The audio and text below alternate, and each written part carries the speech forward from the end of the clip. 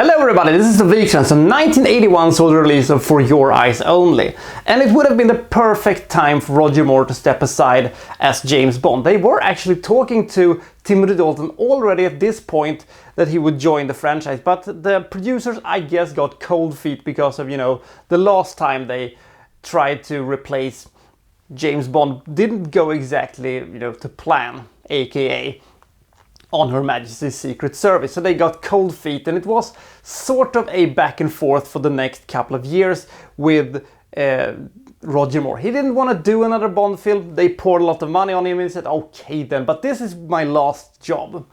I think that technically this wrote itself, because new decade, new Bond. Writes itself, right? And I also think that Roger Moore technically was maybe a little bit too old to play the character at this point. And it would have made this movie so much better having Timothy Dalton as James Bond rather than a slightly too old Roger Moore. Also, the crew that had worked on pretty much all the James Bond film that had previously come out had basically been retired at this point, so it made even more sense to cast somebody else than Roger Moore to this movie, but apparently they did not. I will maintain that this is a good James Bond film. It is a pretty underrated and overlooked James Bond film. It's just that it is the wrong guy playing James Bond. Let's see how good this one is, shall we? With or without Roger Moore. This is For Your Eyes Only, and I know the joke For Your Ass Only, but here we go.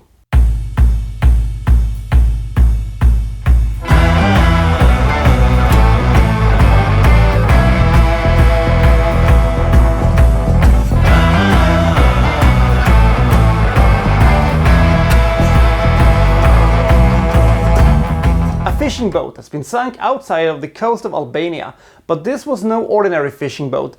This was a fishing boat that was moonlighting as a spy vessel for the British government, and on board it we have the ATAC system, which can render the Polaris fleet obsolete or stuff like that. So James Bond is now going to have to go and find the plot device before it ends up in the wrong hands. But we also have one more story. Melina, whose father has been working for the British government, she sees her entire family getting slaughtered by the evil villains, and she vows revenge on them with her trusted crossbow. So Melina and James Bond, they cross his path eventually in Spain, and they team up together to try to find the ATACs, and she wants to, avenge her family. And James Bond is telling her basically, no, you shouldn't do that. You should never, commit revenge, because you basically loses your own life in the pursuit of it. You have to dig two graves when you're going out to avenge somebody or something like that. So it is one of these rare cases where the Bond girl actually has an arc of her own and actually motivations of her own. I like that. That was kind of fun. For Your Eyes Only is a much more grounded James Bond movie.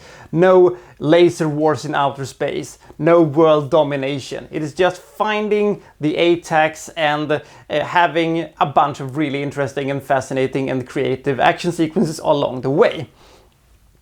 And the car chase in Spain is fun, and all the sporting activities they do in Italy with the ski chase and the motorcycle chase and the ski jumping sequences, they're all very silly, but they are also a lot of fun and has a lot of creativity to it. But it is fun to see James Bond with a little less gadgetry and a little less, silly nonsense over him. The story moves us around pretty nicely, and the movie could have actually been one of the better James Bond films of the 1980s, but they decided not to do that. The reason is that we have some very, very, very lame Bond villains, including a surprise villain, which did not work. We also had an underwhelming and not too interesting or fascinating or spectacular, for that matter, finale to the whole thing. And we also have to talk about BB, an ice-skating young woman who wants to hump James Bond and has probably the brain activity of a brick. If you would imagine a spoiled blonde bimbo, this is what you would come up with. She is so annoying and such an airheaded idiot. I was just thinking the whole time, can you be run over by a snowplow or something like that? Because you are stinking up this joint severely. Go away. Apart from her, we do have a gallery of pretty colorful characters, and we do have a bunch of really cool action sequences. My favorite is probably the car chase in Spain. And in the end, this is an entertaining, pretty fast-paced and good James Bond film. It could have been even greater if, you know, they would have had Timothy Dalton in the title picture.